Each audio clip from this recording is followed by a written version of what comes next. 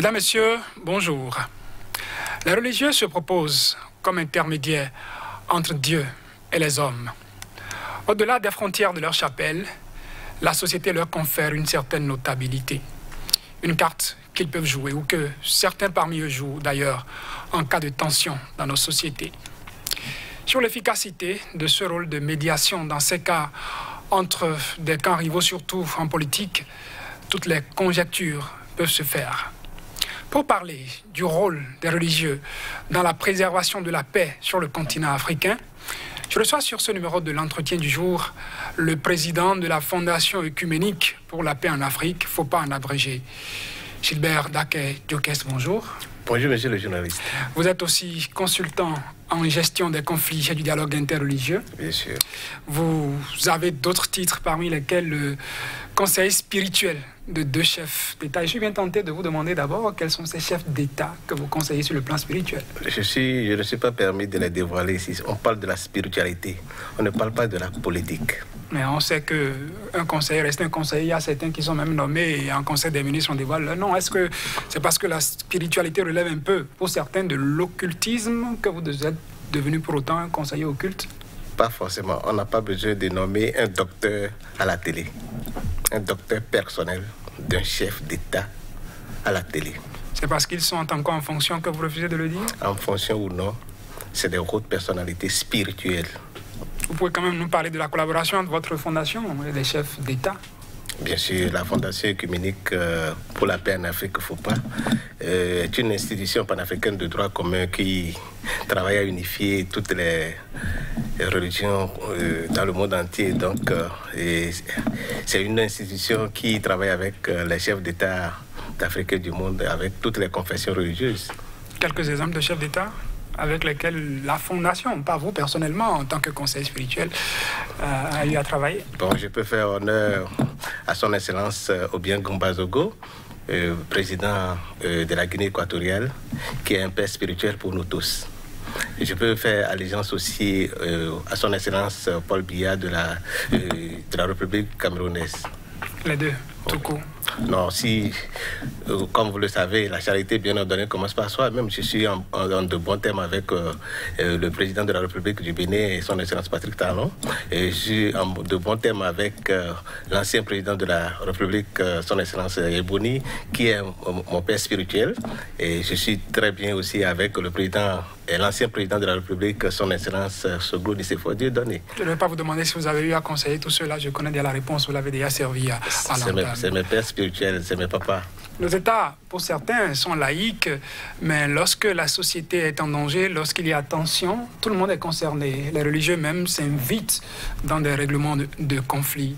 Dites-nous, est-ce que de par le passé, vous avez été actif sur des terrains de tension pour la paix dans des pays sur le continent africain? Oui, comme vous le savez, mon rôle, c'est de prôner la paix, de faire prôner la paix, de sensibiliser sur la paix. Donc, c'est ce que nous avons l'habitude de faire depuis 1990 jusqu'à ce jour. Donc, sans vous mentir, nous sommes un peu partout dans le monde, et plus précisément en Afrique, pas seulement au Bénin ici. Donc, nous avons fait beaucoup d'efforts pour la préservation de la paix. Quelques exemples, de façon concrète? Le cas dans lesquels vous êtes intervenu en tant que FOPA, oui.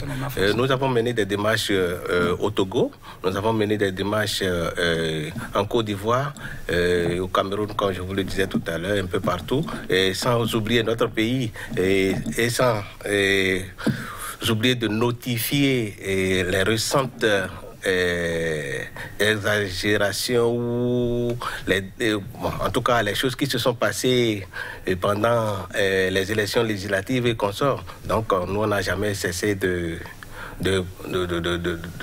sensibiliser, de montrer notre efficacité sur le terrain pour que la paix puisse régner dans notre pays. Parce que quand vous prenez la paix, un travail que vous faites et vous n'arrivez pas à faire ça chez vous-même, c'est grave. Donc nous avons mené des démarches un peu partout au niveau de toutes les confessions religieuses du Bénin, au niveau de la royauté, au niveau des confessions religieuses, ainsi de suite, au niveau de la politique et au niveau de l'État béninois. Vous avez parlé de démarche. Quand il y a démarche, on s'attend certainement à des résultats. Est-ce que des résultats concrets ont été obtenus, et qui pourraient permettre à ce qu'on puisse juger de l'efficacité de ces démarches-là que vous avez eu à mener? Bien sûr, s'il n'y avait pas de bons résultats, je crois que nous ne serons pas ici en train de nous parler ici.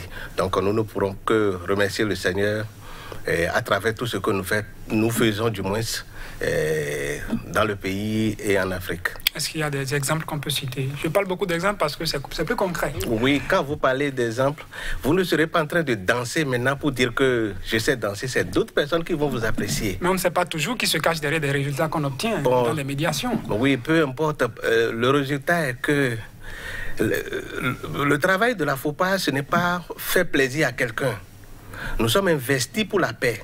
Donc si nous faisons bien, c'est Dieu seul qui sait et c'est les bénéficiaires aussi seuls qui savent. Donc nous n'avons pas besoin de venir sur un plateau pour dire oui, nous avons fait ci, on a été fait, Non, on n'a pas besoin. Même si vous avez besoin des exemples, mais ce n'est pas nécessaire. C'est les autres qui vont nous apprécier. Ce n'est pas à nous-mêmes de nous apprécier. Mais ceux qui vont vous apprécier doivent savoir que vous êtes actif sur un sujet donné. Et je prends un exemple. Quand dans un pays il y a conflit, il faudrait qu'on sache que la FOPA, votre institution que vous dirigez, que vous présidez, est une instance qui pourrait intervenir, qu'on vienne à vous. Et pour qu'on vienne à vous, il faut qu'on vous ait vu, qu'on vous ait vu par le passé à l'œuvre, j'allais dire.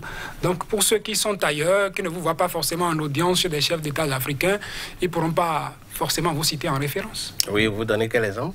Vous-même? Donc là, c'est moi qui pose des questions. C'est vous qui posez des questions, bien sûr. Souffrez que je le dise, parce que il faut qu'un médiateur soit sûr en tant que médiateur, pour que les gens qui en ont besoin, qui ont besoin de sa médiation, se portent vers lui. Bon, si éventuellement les gens ont besoin de notre concours, ils peuvent se rapprocher de nous. Et nous sommes là pour tout le monde, sans exception. Nous sommes présents, même si nous allons parler de notre pays. Nous avons mené des démarches auprès des autorités au plus haut niveau. Et c'est comme ça que nous faisons. Et au niveau des confessions religieuses, c'est la même chose. Au niveau de la royauté, c'est la même chose. Au niveau des religions traditionnelles endogènes, c'est la même chose. Donc, même dans nos foyers, dans nos différents foyers aussi, nous réglons des situations aussi. Donc, la paix n'a pas de limite. Donc, nous sommes partout. En Afrique, M. Gilbert Dakadiokes, nous constatons souvent un certain voisinage entre le politique et le religieux. Le politique n'hésite pas parfois à s'aborder le religieux parce qu'on sait certaines relations qui pourraient être tissées vite dans l'ombre et ces relations qui font que le politique n'a pas souvent d'égard au religieux. Quand il sait par exemple que le religieux fait partie des gens qu'il nourrit, qu'il finance, ils n'ont pas souvent d'égard. Est-ce que vous, dans votre cas, il vous est arrivé de rencontrer ce type de mépris venant de dirigeants politiques? Bon, je vous remercie, monsieur le journal. Vous savez que, étant africain, nous avons une culture. Donc, peu importe. Et bien vrai que les religieux ont des difficultés ou non auprès des politiques, mais peu importe, ils sont aussi des citoyens.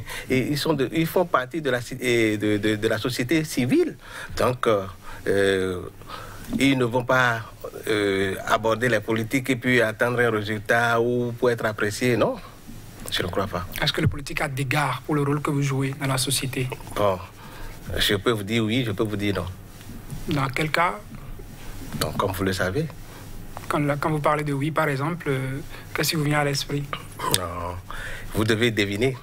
Moi, je ne suis pas là pour deviner, les téléspectateurs non plus. Voilà, d'accord, on aura le temps de le dire.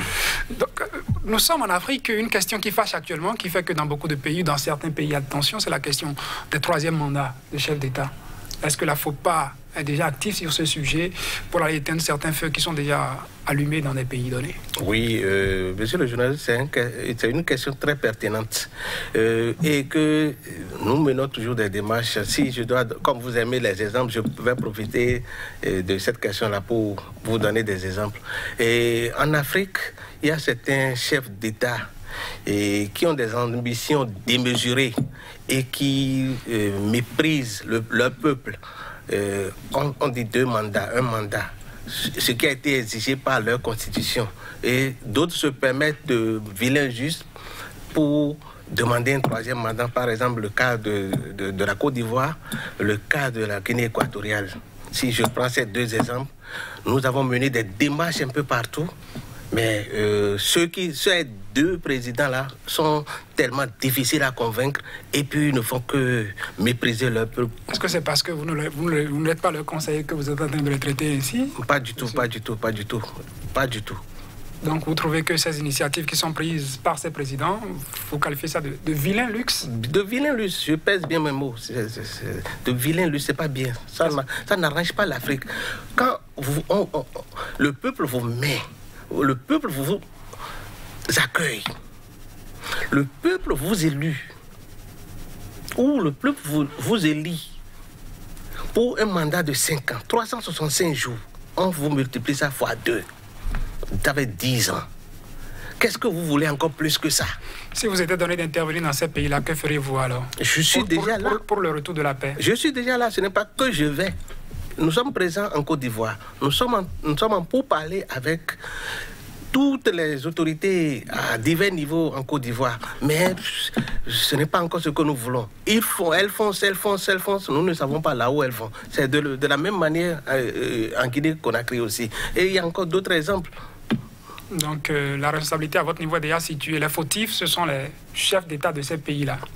Je ne veux pas dire fautifs, c'est ceux-là qui sont animés d'un virus que je ne sais même quoi qualifier parce qu'ils sont trop ambitieux. C'est pas bien. Dans ces cas-là, que dites-vous à la population? De se calmer et d'accepter ces envies des présidents de la République qui souhaitent revenir pour un 3e mandat, même si une révision de la Constitution leur permet de remettre le tableau à zéro? Mais après tout, c'est le peuple qu'on sacrifie. Qu'est-ce que je peux demander au peuple? C'est de chercher par tous les moyens pour se faire entendre, mais pas avec brutalité. Il y a des voies autorités pour lesquelles, du moins, elles peuvent s'approcher pour être entendues. Donc, je pense que si elles peuvent prendre par là, ce serait bon que de prendre par la voie que nous n'allons pas souhaiter. Nous sommes presque à la fin de cet entretien. Oui. Un mot rapidement pour finir en quelques secondes. Bon, je vous remercie beaucoup pour la considération. Donc, je préfère remercier la maison de cette télévision et lui donner une longue vie et demander au peuple béninois de s'entraider pour que nous ayons les élections présidentielles apaisées dans les tout prochains jours. Merci à vous, Gilbert Daquet-Diokès. Vous êtes président de la Fondation œcuménique pour la paix en Afrique, FOPA, consultant en gestion des conflits et du dialogue interreligieux, entre autres conseillers spirituels de 2 chefs d'État, encore en fonction africain. Vous pouvez nous dire ça au moins? Oui. Chef d'État africain, encore en fonction. Bien sûr. Merci, mesdames, messieurs, de nous avoir suivis.